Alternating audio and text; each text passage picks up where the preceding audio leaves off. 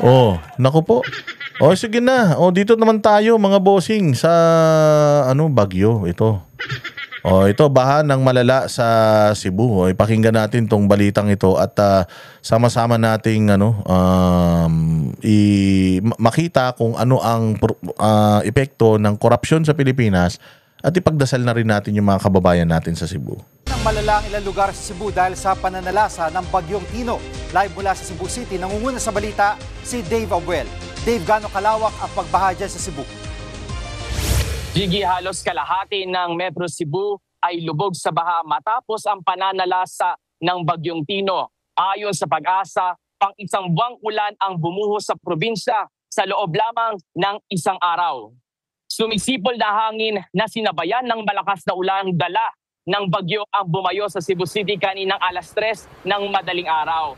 Mas lumakas pa yan pagsapit ng alas 6 ng umaga. Nagmistulang ilog ang residential area na ito. Kasamang tinangay ng baha ang mga nakaparadang sasakyan.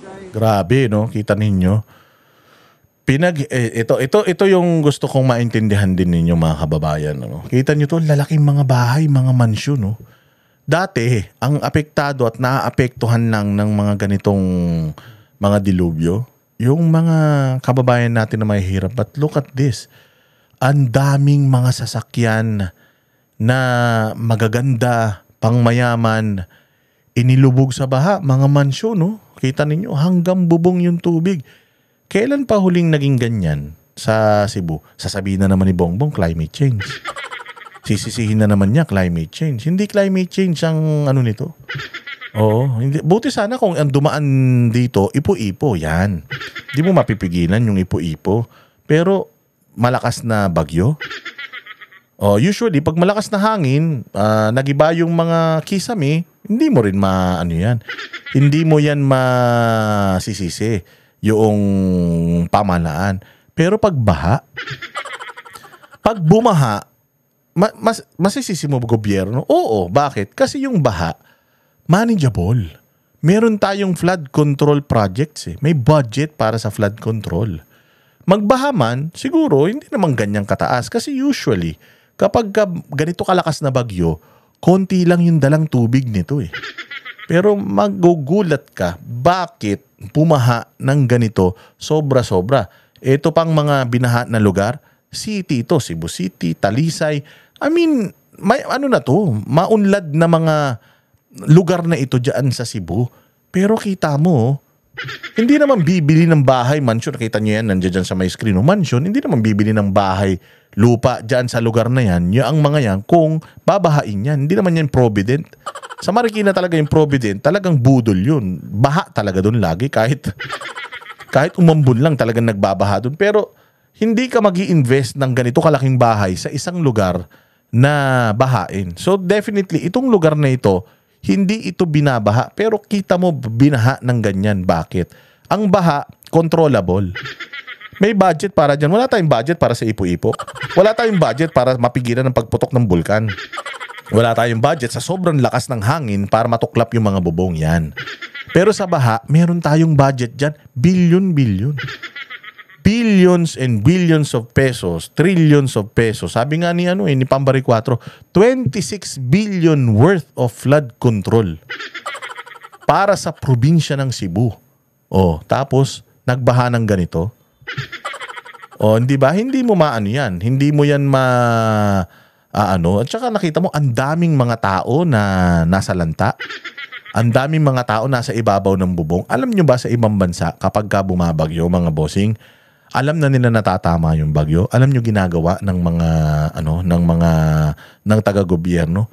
Nag-a-announce na sila, pwersahan, inililikas nila yung mga tao kasi alam nila tatama. Tingnan mo dito. Ang dami na mga tao na nasa ibabaw ng bubong. Bakit nasa ibabaw sila ng bubong? Alam naman nila natatama yung bagyo. Kasi palagay ko to malamang mali ako. Pero palagay ko, wala talagang gobyerno . Nagbigay lang ng babala ang gobyerno na may parating na bagyo, pero wala sila talagang yung crisis management in a sense na malakas itong bagyo na to, parang awa nyo na itong tatamaan na lugar na ito, likas tayo, ha? Likas tayo, isasara namin itong lugar na ito. Kailangan walang tao dito para walang maapektuhan. Napansin nyo, ang daming mga tao sa bubong, ang daming mga lumalangoy sa baha, ang daming mga namatay. Alam nyo kung bakit ganun? Kasi nga, hindi talaga nagplano ang gobyerno, at ang gobyerno natin reactive. Ano yung reactive? Yun po yung kapag may nangyari na doon pa lang kikilos. Oo, may nangyari na doon pa lang mag-iisip ng paraan. O sabi ko nga sa inyo kahapon pa itong bagyo na ito. Tapos ngayon, pangalawang araw na. Nakita nyo na si Bongbong na nagbigay ng statement niya? Na kahit na uplifting man lang na message para sa mga kababayan natin dyan sa Cebu, narinig nyo na siya? Wala. Bakit? Kasi sabi niya kanina doon sa statement ni Anjo Iliana, sino ka ba? So bawat isa sa inyo dyan, sino ba kayo? Hindi kayo pwedeng mag-ano sa kanila. Hindi kayo pwedeng mag-demand sa kanila kasi sino ka ba? Baka naman sabihin nyo. Fake news ako ito sabi sino ka ba ayan ayan hindi nyo ba nakikita yan who are you? Sino ka to demand for that? Sino kayo to demand? If you cannot demand for a hair follicle test, sino kayo para mag-demand para mailigtas kayo dyan? Pero tama, di ba, yung logic natin na kung diligent lang ang gobyerno at pinwersa itong mga tao na ito to leave their homes dahil alam nila kung gaano kalakas itong bagyo na to, if pinaliwanag lang sa kanila na sobrang lakas nito, parang awa nyo na. Umalis kayo. It's an order. Sa ayaw at sa gusto nyo, kakalad ka rin namin kayo. Bago pa man dumating sana itong bagyo na to, para wala sanang mga nire-rescue, wala sanang mga tao sa bubong na nagmamakawa, tabang, wala sanang ganun. Kung ang ating gobyerno proactive, but sa kasamaang palad, reactive. Malas nating pare-pareho. Nalubog din ang ilang kalsada. Pagupan ng baha, tumambad ang mga nagkapatong-patong na mga sasakyan. Umabot naman sa lampas tao ang baha, partikular dito sa Villa del Rio. Ilang residente tuloy ang ilang oras na na-stranded sa bubong o di kaya second floor ng kanilang mga bahay.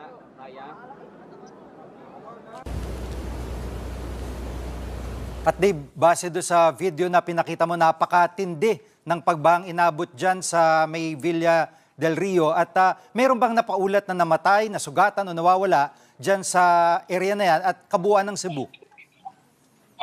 Jiggy, base sa ulat ng Operations Center ng Cebu, 18 na ang napaulat na namatay sa buong lalawigan. Sa Cebu City naman, hindi bababa sa 2 ang kumpirmadong patay. Ayon kay Cebu City Mayor Nestor Archival, natagpuan ang mga biktima sa ilog. Posibleng naano daw ang mga ito sa Sabi yung mga sasakyan, mga bossing. Pangarap ng bawat Pilipino magkaroon ng sasakyan. Ganito lang nangyari sa mga sasakyan, ginawang karambola. Imagine, hindi talaga nila ini-expect na tatama to sa kanila. Kasi halimbawa, ikaw, alam mo yung Marikina River, di ba? May mga nakikita tayo doon na naiiwan yung kotse doon sa Marikina River, tapos hindi pa bumabalik yung may-ari, umangat na yung tubig, natangay na yung kotse niya. Umaalis yung mga sasakyan doon kasi alam nila, aabutin ng baha yun . Ito, hindi nila ini-expect na aabutin ng baha ito. Bakit? Walang abiso. Walang abiso. Kasi ang mga Pilipino, hindi talaga hinaalis sa mga bahay nila. Yan yung safe na lugar para sa kanila.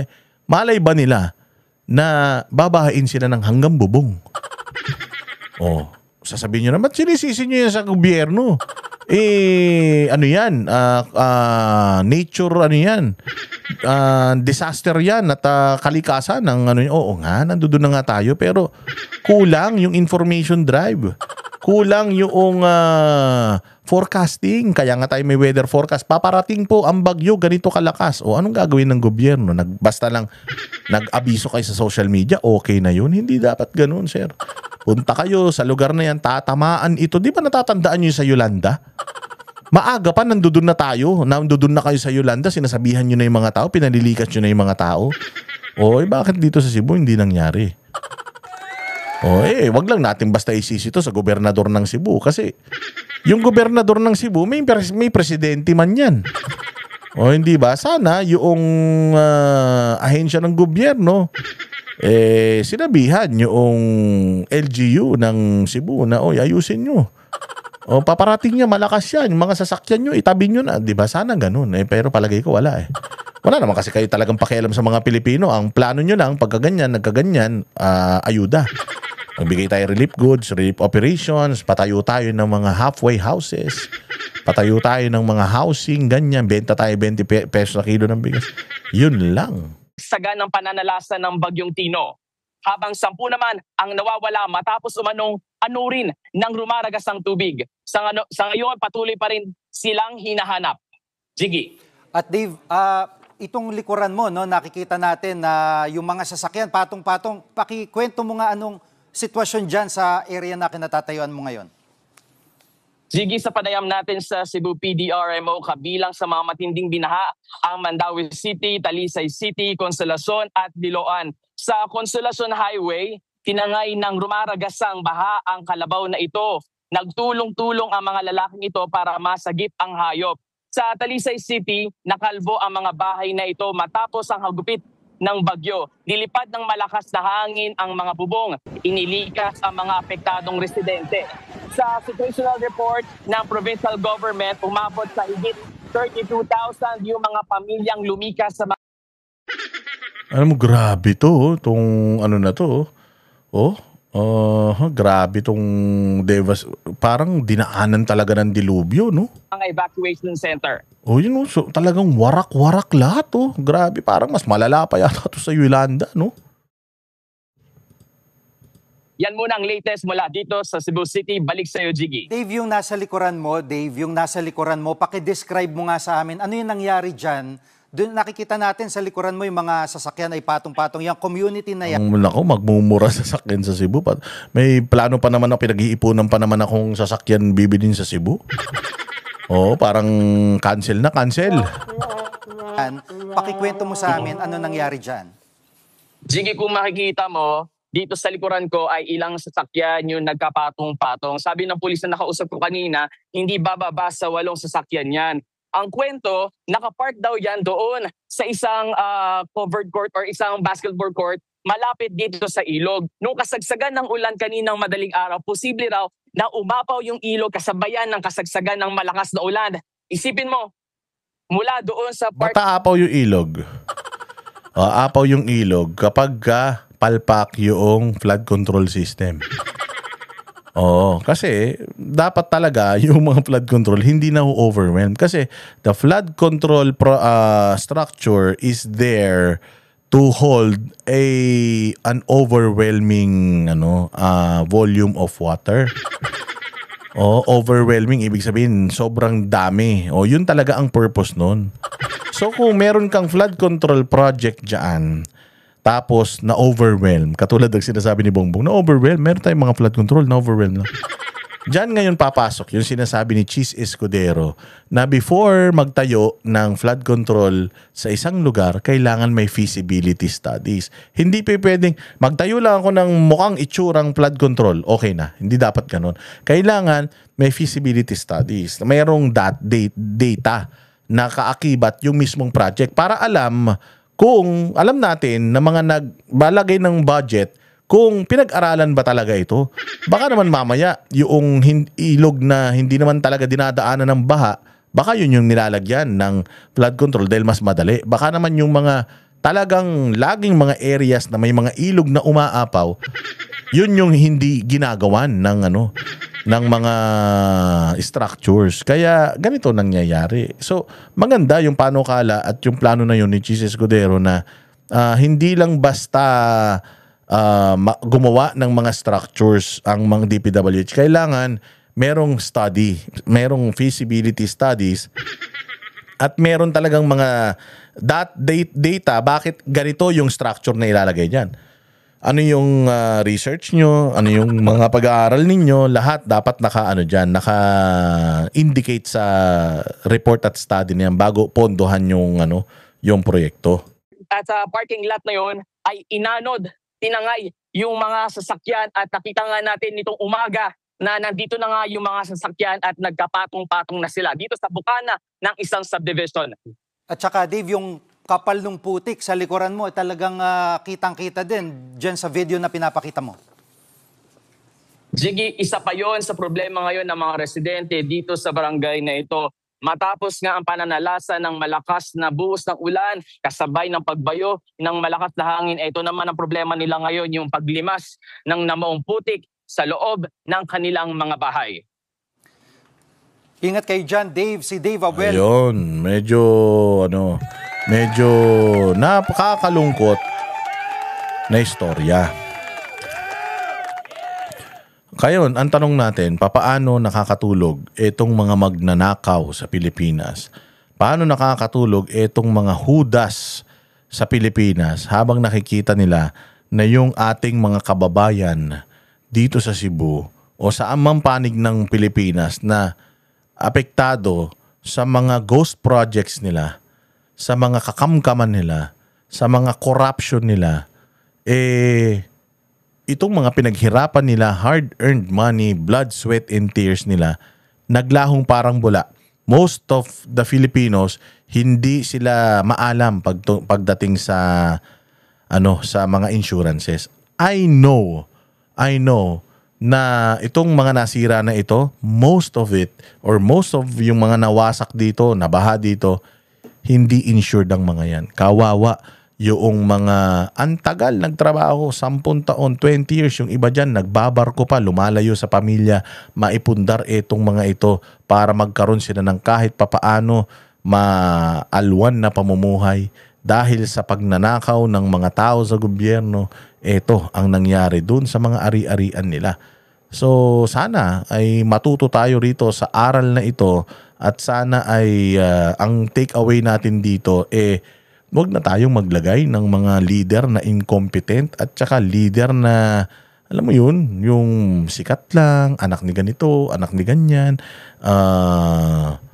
magaling mag-speech. Sana wag na tayong ganun. Tingnan ninyo yung track record. Sinabi ko nga kanina sa inyo, 2 presidents na ang dumaan sa Ilocos Norte, pero bakit ang hirap pa din ng probinsya nila? Papaano nilang aayusin yung buong Pilipinas kung yung sarili ng probinsya hindi nila naayos during nung time na namumuno sila. Hindi na sila namuno as presidente namuno yung mga yan sa lokal. Naging mga gobernador yan, naging mga congressman yan, naging mga senador yan. So bakit hindi nila naayos yung kanilang lugar? So dapat pag bumoto tayo ng mga ilalagay natin sa posisyon, dapat tinitingnan natin ano ba silang klase na mga leader sa mga kanya-kanyang mga lugar nila. Maayos ba yung mga lugar nila? Kaya dito mo ngayon ikukumpara yung mga Duterte sa ibang mga politiko. Nung si Inday Sara umalis ng Davao, debt-free ang Davao. Ibig sabihin, walang utang. Wala siyang utang na iniwan na babayaran ni Baste. Ganun. Si Inday Sara, nung iniwan niya ang Davao at naging Vice President siya ng Pilipinas, tinutuloy-tuloy ni Baste Duterte yung sinimulan. Hindi lang nung tatay niya, nung ate niya, talagang tinutuloy-tuloy niya yung mga programa at dinagdagan niya pa. And tingnan ninyo, naglindol ng sobrang lakas sa Davao, 7.9, mas malakas pa sa Cebu. Tingnan mo Davao. 'Di ba? Nangailangan ba sila ng sobra-sobrang tulong? Hindi. Kasi matino yung leader. Matino, walang corruption. Pag walang corruption, hindi yan mag-release ng mga permit sa mga construction. Ang mga Duterte, kilala sila na mahigpit pagdating sa mga plano, mahigpit sa pag-release ng mga permit sa construction, occupation permit, business permit, mahigpit. Kailangan talaga dumaan ka dun sa tamang proseso. O tingnan mo, may nangyaring masama sa Davao? Yung Davao na na nalugmok ba? Maraming apektado, pero kumpara mo sa laki nung nasasakupan ng probinsya nila, napakaliit nung damage sa kanila. So, good thing, merong magaling na leader ang Davao. Kaya kailangan, pag pumili kayo sa 2028 na ilalagay nyo sa posisyon, tingnan ninyo yung track record. Kung ayaw nyo iboto si Inday, maghanap tayo kung hindi tatakbo si Inday sa 2028, maghanap tayo nung magiging presidente ng Pilipinas na at least man lang, may benchmark na tayo at least man lang Duterte style. Kahit sino pa yan, sabi nga kung kahit si Lenny pa yan kahit si Isko, kahit si Trillanes pa ngayon kung gagawin niyang maayos ang Pilipinas, kung yung klase ng pamumuno ni Pangulong Duterte at nung ginawa ni Pangulong Duterte sa Davao, igagawin nila sa buong Pilipinas. Kahit sino pa yan. Oo, kahit yung taong grasa pa yan dyan sa kanto. Basta ilalagay niya ang Pilipinas doon sa pedestal, sa pinakataas. Oh, dapat ganun ang benchmark natin sa mga pipiliin natin na ilalagay natin sa gobyerno. Maraming salamat mga bossing. Kita-kita po tayo ulit sa susunod na vlog. Mag-subscribe, like, and share. At mag-follow na rin kayo sa lahat ng Banateros. Si Banat Bay, Coach Oli, Master Judea, Paring RJ, J. Guevara, Sir Jack, syempre yours truly, Boss D. Kita-kits. Kami ang boses ng masa, hindi natatakot. Katotohanan lang, di kami nalulunod. Walang bahid ng sismis, lahat ay totoo. Kahit sino ka pa, pag mali ka babanatan ka. Walang pinipili kulay, wala kaming kinikilingan. Basta para sa bayan, kami lalaban. Pagtama palakpakan, pag mali banatan. Di matitinag, di matatakot, para sa bayan tuloy ang sigaw. Sa harap ng kamera, walang halong takot. Mga baluktot, lahat kayo'y tutumba.